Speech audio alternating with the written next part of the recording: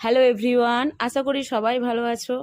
তো ভিডিওর প্রথমে সবাইকে জানাই অসংখ্য অসংখ্য ধন্যবাদ। আমার ছেলের জন্মদিনে তোমরা অনেকেই আশীর্বাদ করেছো, আমার কমেন্ট বক্স একদম ভরিয়ে দিয়েছো। তার জন্য আমার ফেসবুক টিমকে জানাই অনেক অনেক ধন্যবাদ। তো সব বছর জন্মদিনটা কিন্তু বাড়িতেই পালন করি, এবারেও বাড়িতেই করেছি ছোট করে, কিন্তু সকালবেলাটা ওকে স্কুলে পাঠিয়ে দিই, এইবার মন্দিরে নিয়ে গেলাম। তো আগের দিন আমরা তিনজনেই নিরামিষ করেছি এখানে পুষ্পাঞ্জলি দেওয়ার জন্য। তো ওর বাবা দেয়নি, কিন্তু আমার ছেলে আর আমি দুজনেই পুষ্পাঞ্জলি দিয়েছি, পুজো দিয়েছি।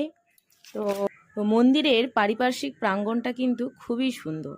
তো মন্দিরটা অনেকটা বাড়িয়েছে দেখলাম, যেহেতু এখানে বিয়ে হয়, অন্নপ্রাশন মানে অনেক কিছুই যেহেতু এখানে হয়, যার কারণে মন্দিরের অনেকটা অংশ বাড়িয়ে দিয়েছে।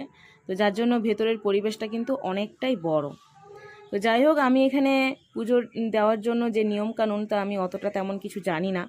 তো মন যেভাবে ভগবানকে ডাকতে চায় আমি ঠিক সেভাবেই করেছি। পুরো সকালটাই এই মন্দিরেই কাটিয়েছি, এখানেই ভোগ পেয়েছি।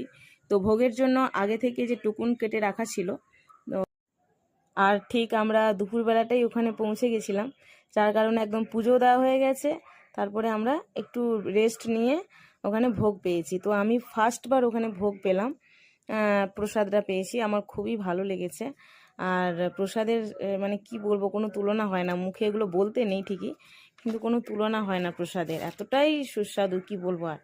তো তো যারা এখনো পর্যন্ত এই মন্দিরের প্রসাদ পাওনি, যারা তারা একবার এই প্রসাদ পেয়ে আসতে পারো, খুবই ভালো লাগবে তোমাদের। আমার তো খুব ভালো লেগেছে, তোমাদের কেমন?